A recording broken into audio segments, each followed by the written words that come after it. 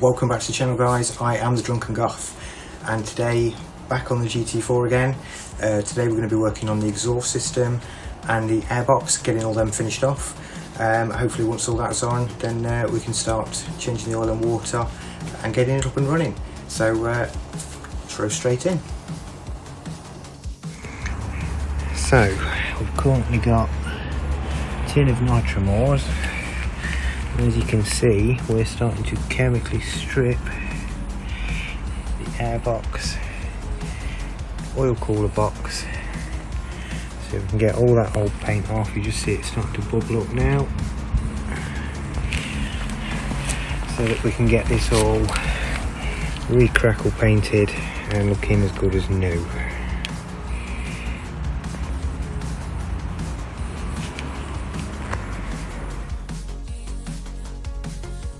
So as you can see, once we got all of that old paint off using the Nitromores paint stripper, we gave it a good rinse off with some water to get rid of the remnants of the Nitromores.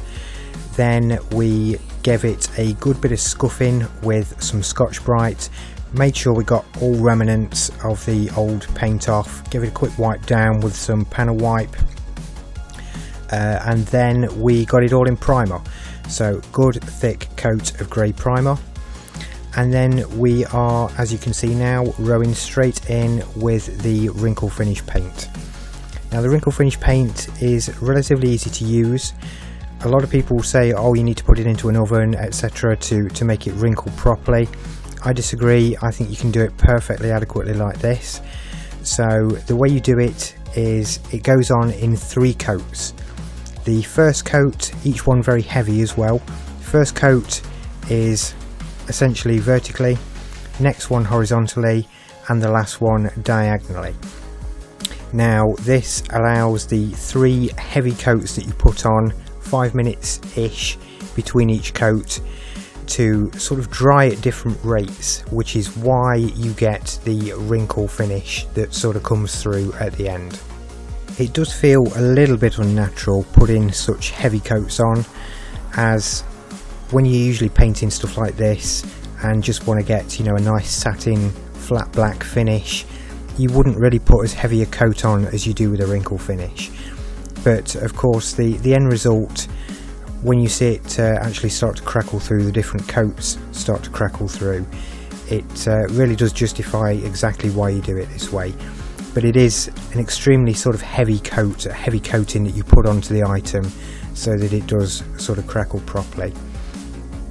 Now we're just coming on to the last coat now, the diagonal coat, and after that we're then going to start applying some heat. Now, as I said before, some people will say you need an oven, need to put it in an oven to get it to wrinkle nicely. I do disagree with that. It's absolutely perfectly adequate to, as you can see now, we get the heat gun out and we apply heat this way. And to be honest, I think it does give exactly the same finish as you would in an oven, but obviously without the faff. So this is a very easy way of doing it, especially if you want to do it at home on your own and you haven't got the sort of support of a paint shop behind you. Now obviously another thing is, as you saw at the beginning, we did a nice good heavy coat of primer. This is pretty essential for the longevity of the finish, as a lot of the, especially with such as 355, 348, with the crackled cam covers, they don't put primer on from the factory, so it tends to flake off very easily, which is why a lot of people end up having to have the cam covers done sort of 2-3 times. But as you can see, the heat is now having its effect and you can just start to see the crackle coming through. So this is exactly what we want, this is what we like, and we shall dive back in and show you around the finished product.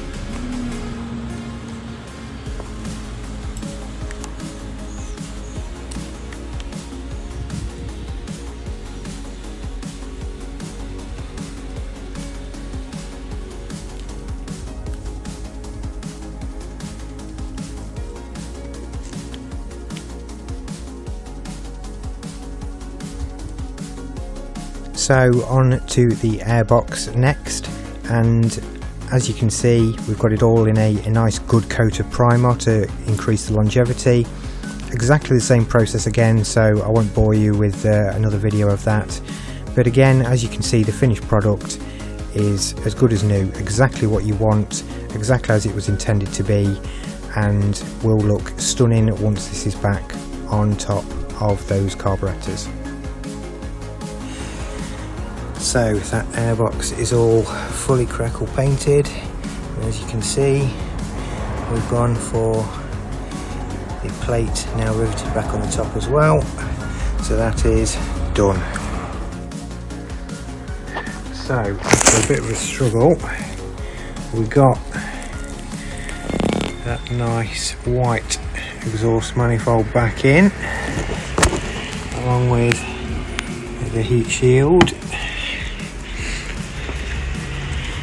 and underneath you can see it poking down. We've got that other heat shield all nicely polished back on there as well, starting to look very nice.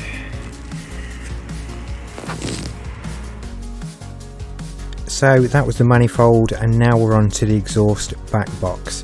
Now this video clip is from when we first picked up the car, and as you can see, the exhaust is very shiny, looks quite nice, as shiny as it is, but unfortunately this is not the correct finish.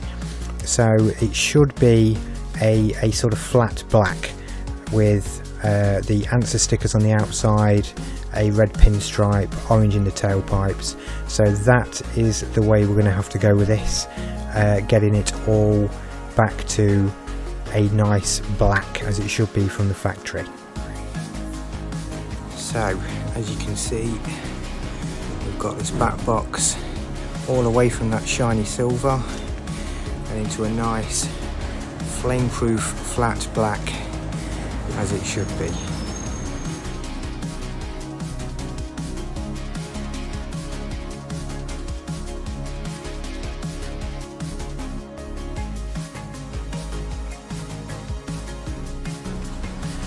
So before that back box goes on, we've got a good clean up of the heat shield, got the handbrake system all back on and quite nicely greased.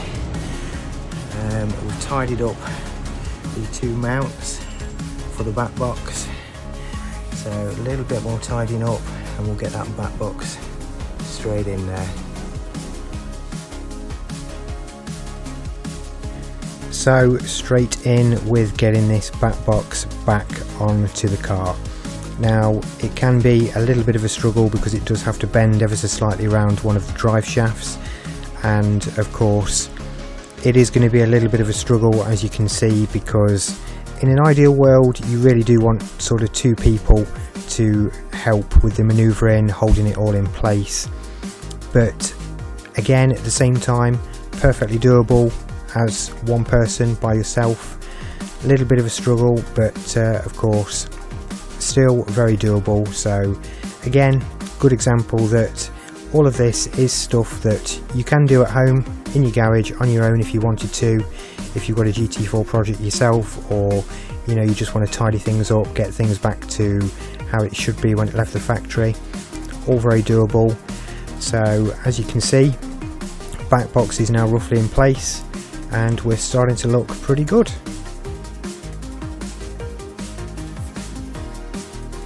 So now we've got that back box roughly in place, we've got some new exhaust sealing rings to go between the manifold and the back box.